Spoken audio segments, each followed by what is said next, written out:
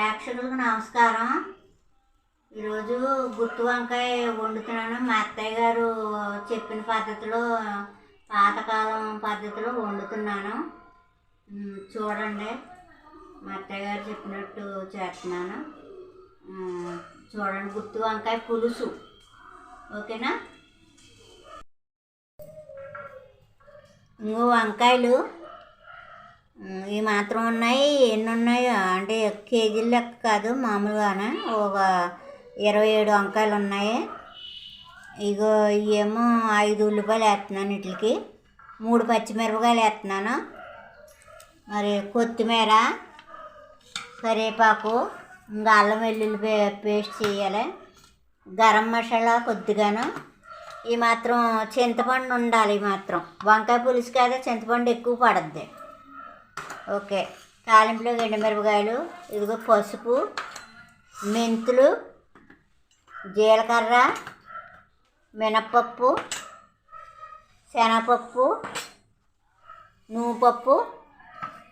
ఇదిగో మళ్ళీ ఇందులోకేమో మసాలాలోకేమో వెల్లుల్లిపాయ ఒక 16 ఎండుమిరపకాయలు తీసుకున్నాను.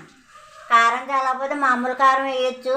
16 ఎండుమిరపకాయలు వేయించి ఇవన్నీ వేసి పొడించేసి కూరాలి. గుత్తి వంకాయలో పెట్టాలి, గుత్తి వంకాయ కూరాలి.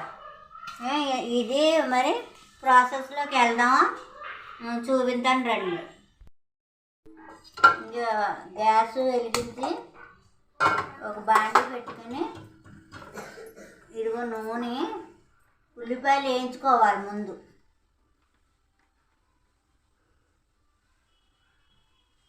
కొద్దిగా చాలు ఉల్లిపాయలు అండి. నూనె కాగాక ఇక 5 ఉల్లిపాయలు కొత్త ముక్కలు వచ్చినాయి. పచ్చిమిరపకాయలు 3, ఉల్లిపాయ ముక్కలు ఇవి.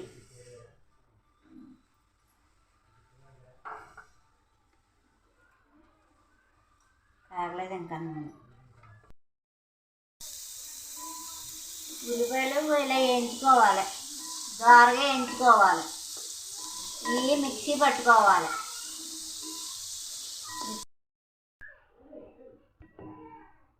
ఉల్లిపాయలు మగ్గిపోయినాయి. ముగ్గు పెట్టుకుని లైట్గా కొద్దిగా ఎంత వేయక్కలేదు, కొంచెం నూనె పోసుకుని, కొంచెం అలా నూనె పోసుకుని అంతే చాలు. ఓకేనా? శనగపప్పు 2 నిమిషాలు ఉంటుంది, వేసేస్తున్నాను. మినప్పప్పు 2 నిమిషాలు.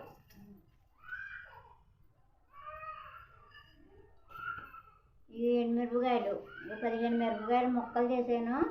ఒకవేళ కారం ఎక్కువ అవుతుందంటే తీసేసి, తక్కువ అయితే ఉంటారు కదా, వేస్ట్ అవ్వకుండా.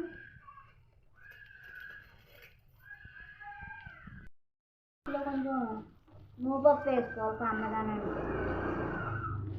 బాగుంటుంది. నువ్వుపప్పు వేసుకుంటే కమ్మగా ఉంటుంది. ఇవి వేయించుకోవాలి, దోరగా వేయించుకొని పౌడర్ చేసుకోవాలి.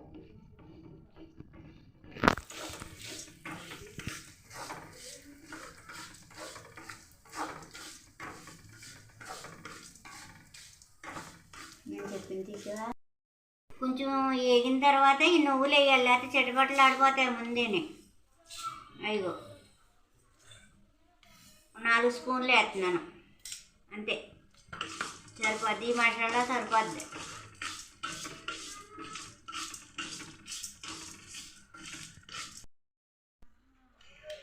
ఇగో గుత్తి వంకాయలు 4 పడకలా కోసాను.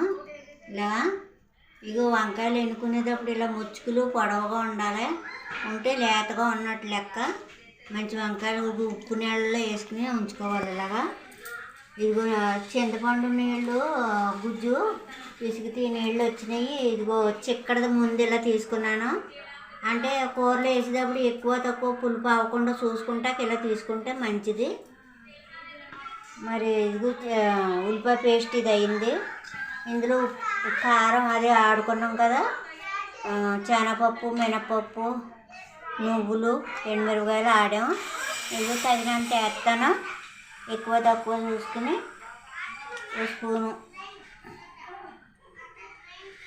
ఇంకో 2 స్పూన్లు.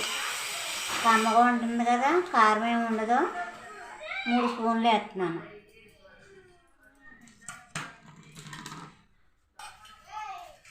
ఇదిగో పసుపు చిన్న చెంచా, గరం మసాలా, ఇది గరం మసాలా ఘాటు ఎక్కువగా ఉంటుంది, అందుకని ఒక చిన్న చెంచా వేస్తున్నాను అంతే. జీలకర్ర పౌడరు, జీలకర్ర వాసన వచ్చేస్తుంది, అందుకని ఒక 1/2 స్పూన్ వేస్తున్నాను. ధనియా పౌడర్ చిన్న చెంచాతో చిన్న చెంచాడు.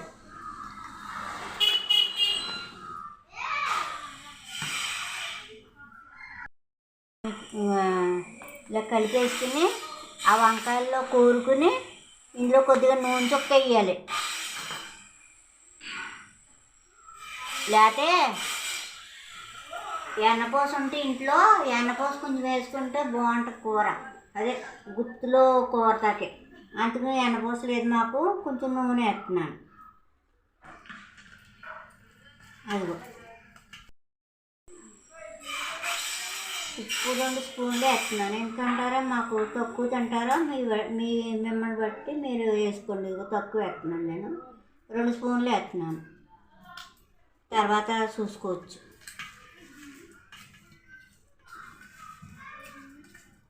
ఇలాగా స్టఫింగ్ ఇలా చేసుకుంటే కొద్ది కొద్దిగా కూరుకుని వంకాయలన్నీ నూనెలో వేయించుకోవాలి. ఇవి ఇలా 4 పలకలుగా కోసాం కదా, అందులోని కొద్ది కొద్దిగా కూరుకోవాలి. అలాగా ఇలా 4 పక్కల కూరుకుని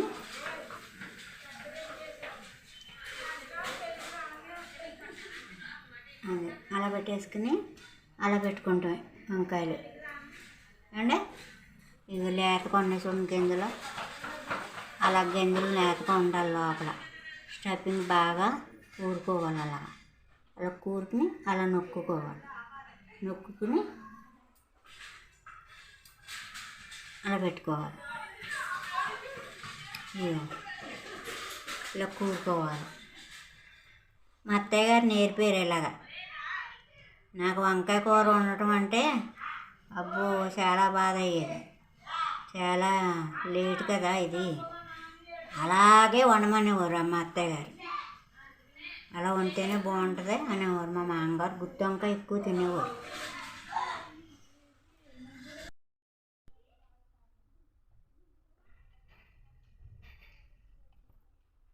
ఇది కొంచెం మిగిలింది, పులుసులో వేసేయచ్చు.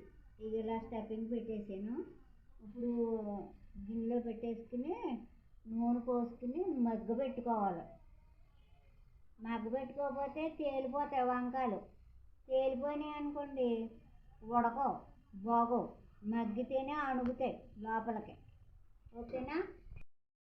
ఇగో ఇలాగా గుత్తి వంకాయలు ఇలా పేసుకుని పైన ఇలాగా నెమ్మదిగా నూనె అలా పోసుకుంటా కొద్ది కొద్దిగా అలాగా అన్నిటి మీద అలా నూనె పోసుకోవాలి. వంకాయల మీద అలా నూనె పోసుకోవాలి. అలా కొద్దిగా పెద్దంత వేయక్కర్లేదులే అని మొగ్గుతాయండి. మరి తర్వాత తిప్పొచ్చులే అంటే పైన పోతున్నాను నూనె బాగుంటుందని. సిమ్లో పెట్టుకుంటామే మూత వేసుకుని.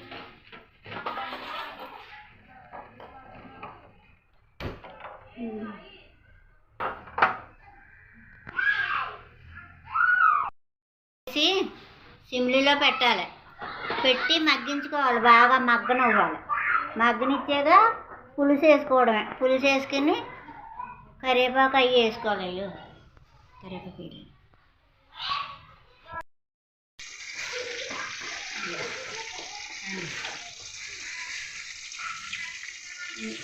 కొంచెం నూనె కాసి ఇలాగా అందులోనే పెట్టేసుకోవచ్చు వంకాయలు. ముందు నేను పెట్టలేదు, ఇలా వేరే పెడుతున్నాను. అది మెంతులు చెట్టుపెట్టలు ఆడిన తర్వాత కరివేపాకు వేసేయాలి.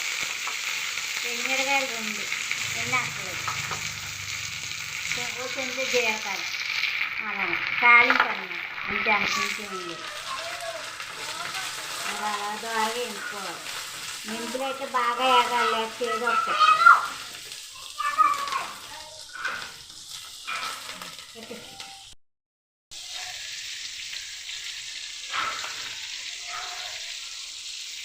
ఇలా తిప్పుకొని బాగా మగ్గబెట్టుకోవాలి నూనెలో. అలా అయిలో పెట్టుకోండి, మాడిపోదు. అలా కలుపుకుంటా మగ్గబెట్టుకుంటే బాగా మగ్గుతాయి.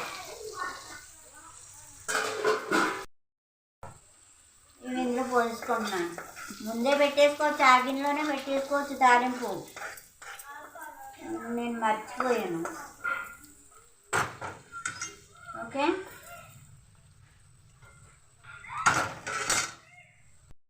మగ్గిపోయింది గుత్తి వంకాయ. ఈ స్టఫింగ్ మిగిలింది కదా, ఇందులో చింతపండు పులుసు చేసి కలిపేసి వేసేది.